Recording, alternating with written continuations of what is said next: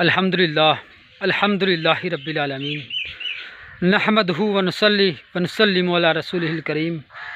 اما بعد فاعوذ باللہ من الشیطان الرجیم بسم اللہ الرحمن الرحیم کہ آج کل امت مسلمہ پہ بہت بڑا فتنوں کا دور گزر رہا ہے کہ ہر طرف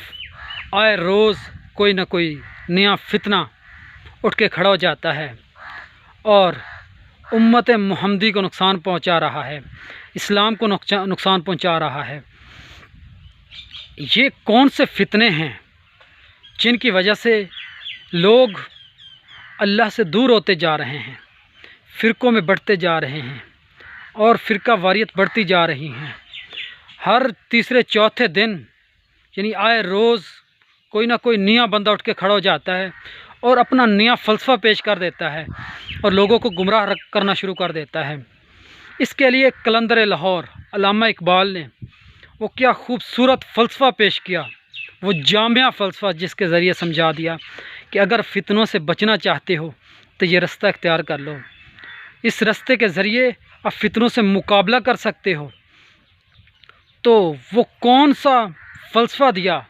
علامہ اقبال فرماتے ہیں کہ اللہ سے کرے دور تو تعلیم بھی فتنہ۔ علامہ اقبال کے کہنے کا مقصد یہ ہے کہ ایسی کوئی بھی تعلیم جو انسان چاہے خود حاصل کر رہا ہو یا کسی کے ذریعے حاصل کر رہا ہو، وہ انسان کو اللہ سے دور کرے،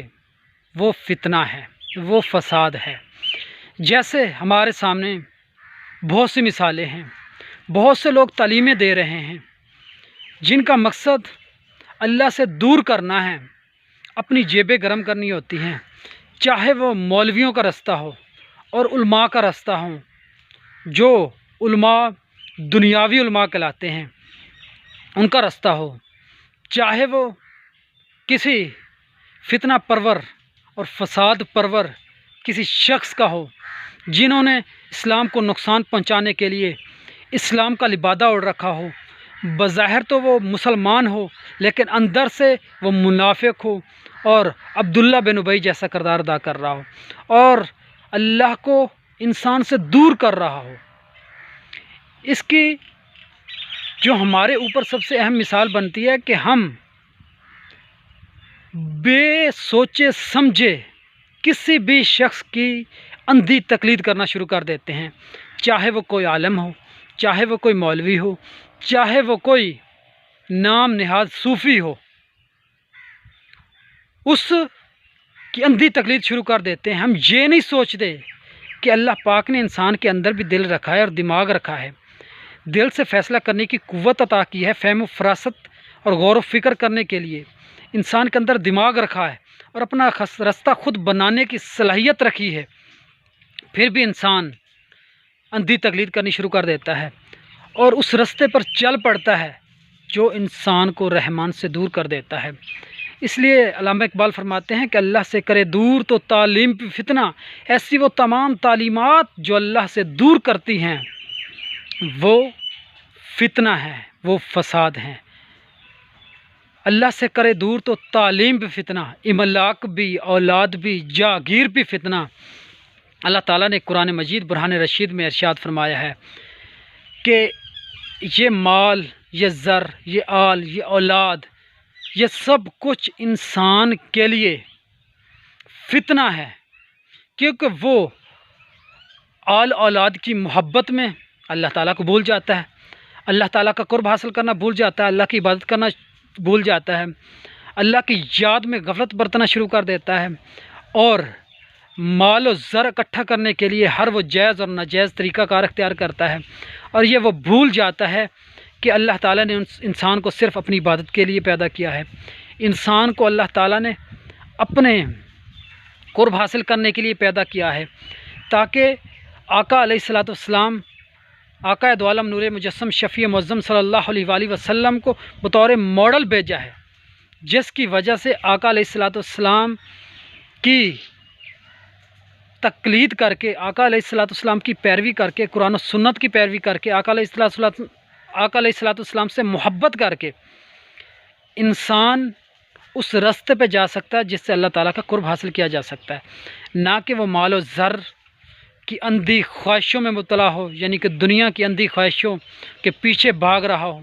کیونکہ اللہ پاک نے جو انسان کے اندر لکھ دیا ہے، جو انسان کی قسمت میں لکھ دیا ہے، وہ تو انسان کو ملنا ہی ملنا ہے، اور جو انسان کے پاس قسمت میں نہیں لکھا وہ نہیں ملنا، جس کے بارے میں مولا علی کرم اللہ وجہ الکریم کا قول ہے۔ وہ کہتے ہیں کہ انسان کی قسمت میں جو اللہ پاک نے لکھ دیا ہے وہ انسان کو مل کر ہی رہے گا، چاہے وہ دو پہاڑوں کے نیچے ہی کیوں نہ ہو، اور انسان کی جو قسمت میں نہیں لکھا وہ نہیں ملے گا، چاہے وہ دو دانتوں کے نیچے ہی کیوں نہ آ گیا ہو۔ اس طرح اللہ پاک نے انسان کی قسمت میں لکھ دیا ہے، پھر بھی انسان اپنی خواہشوں کے پیچھے بھاگتا ہے، دنیا کے پیچھے بھاگتا ہے۔ انسان لالچ کے ذریعے انسان یہ بھول جاتا ہے کہ اس نے مرنا بھی ہے، اللہ کے حضور عدالت میں پیش بھی ہونا ہے، اور اللہ کو حساب بھی دینا ہے جو اس دنیا میں ہم آئے ہیں۔ اور انسان یہ سب کچھ بھول کر ہر جائز اور ناجائز طریقے سے مال و زر اکٹھا کرنا شروع کر دیتا ہے، اپنی آل اولاد کی محبت اکٹھی شروع کر دیتا ہے اللہ سے، یعنی کہ محبت چھوڑ کر اپنی آل اولاد مال و زر سے محبت کرنا شروع کر دیتا ہے، دنیا سے محبت کرنا شروع کر دیتے ہیں۔ اس طرح اللہ سے کرے دور تو تعلیم بھی فتنہ، املاک بھی، اولاد بھی، جاگیر بھی فتنہ۔ ہر قسم کی جاگیر، مال، زر، آل اولاد انسان کے لیے فتنہ ہے، یہ اللہ تعالیٰ نے قرآن مجید میں کھلا طور پہ فرما دیا ہے۔ اب تیسرا جو شعر ہے وہ ہے کہ ناحق کے لیے اٹھے تو شمشیر بھی فتنہ۔ ایسی کوئی بھی تلوار جو ناحق کے لیے اٹھے وہ فتنہ ہے۔ اب یہ سوچنا سمجھنا تو ہمیں خود ہے کہ حق کے لیے کون سی اور ناحق کے لیے کون سی ہے، چاہے وہ زبانی تلوار ہو، چاہے وہ ہاتھ کی تلوار ہو۔ زبان سے انسان جو کر رہا ہو، چاہے وہ کوئی دین کا رستہ لے کر دین میں لوگوں کو، دین کا پردہ اوڑھ کر دین میں لوگوں کو گمراہ کر رہا ہو، چاہے وہ روحانیت میں اور صوفی کا پردہ اوڑھ کر لوگوں کو گمراہ کر رہا ہو، چاہے وہ جو بھی رستہ اختیار کرے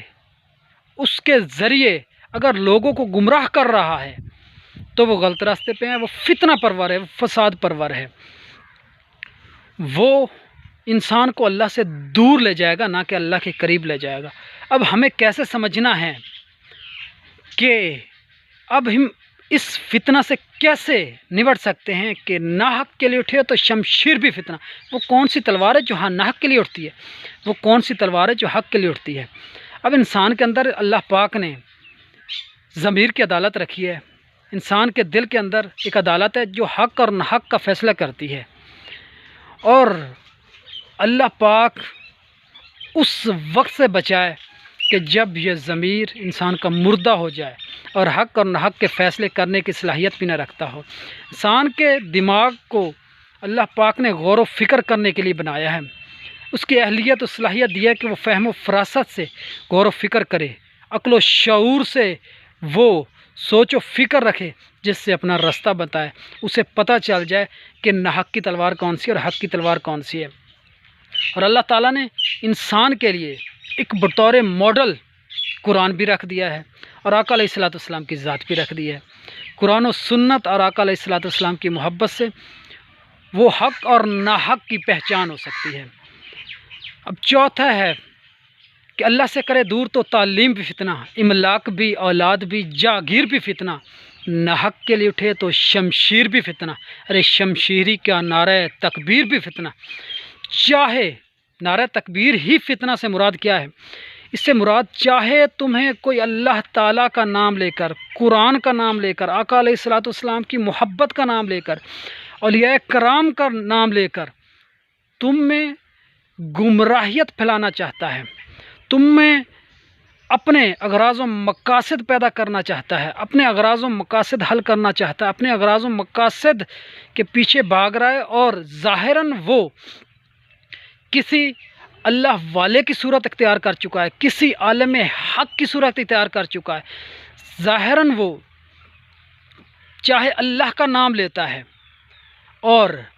باطن اس کا منافقت میں ہو، جیسے بہت سے لوگ گزرے ہیں، جیسے عبداللہ بن ابی منافقوں کا سردار، وہ ظاہراً تو اسلام کے ساتھ تھا لیکن منافقت کی وجہ سے وہ اسلام سے دور تھا اور اسلام سے بغض رکھتا کرتا تھا۔ اس طرح آج کے دور میں بھی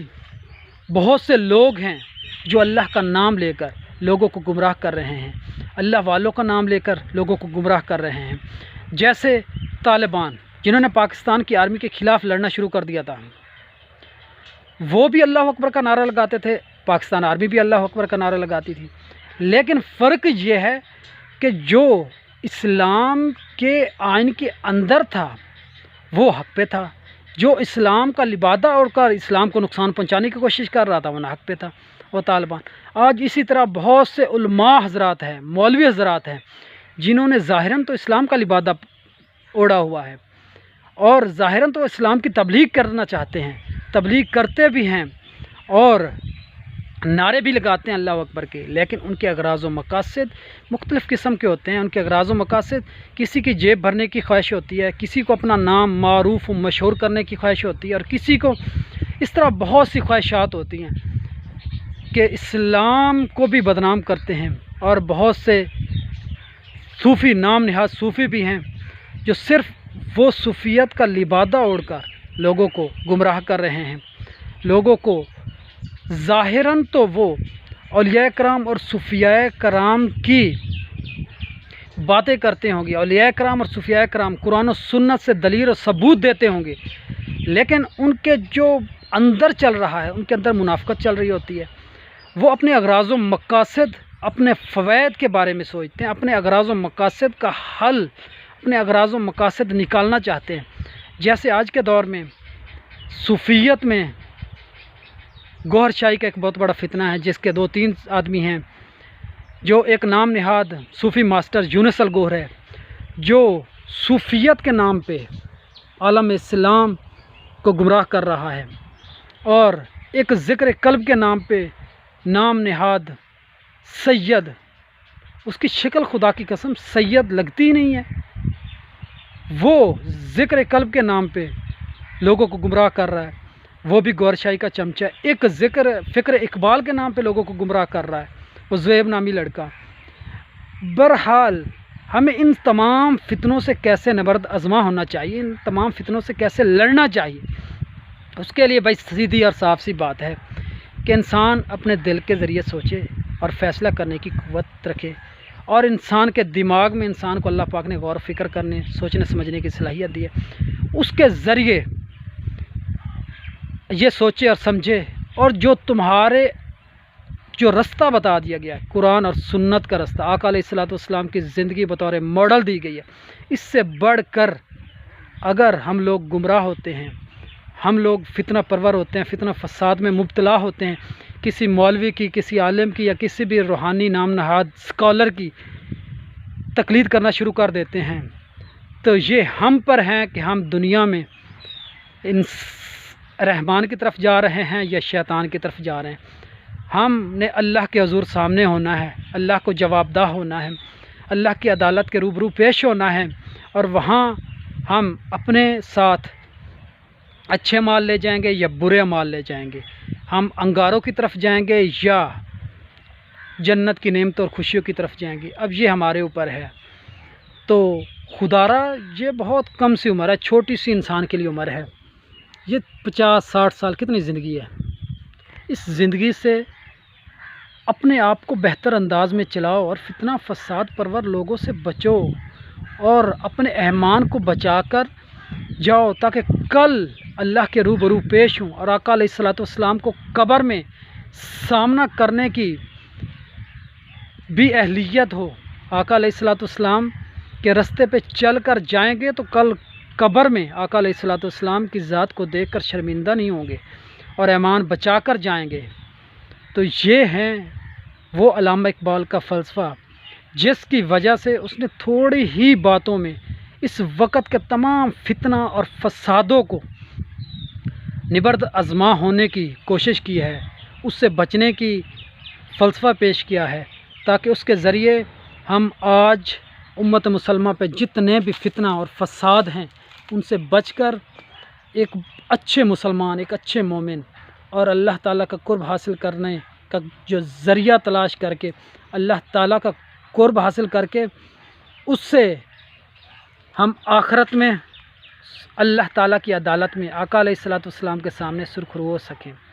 یہ اب ہمارے انسان کے اوپر ہی منحصر ہے، چاہے ہم جنت کا رستہ اختیار کریں یا جہنم کا رستہ۔ وآخر دعوانا ان الحمدللہ رب العالمین۔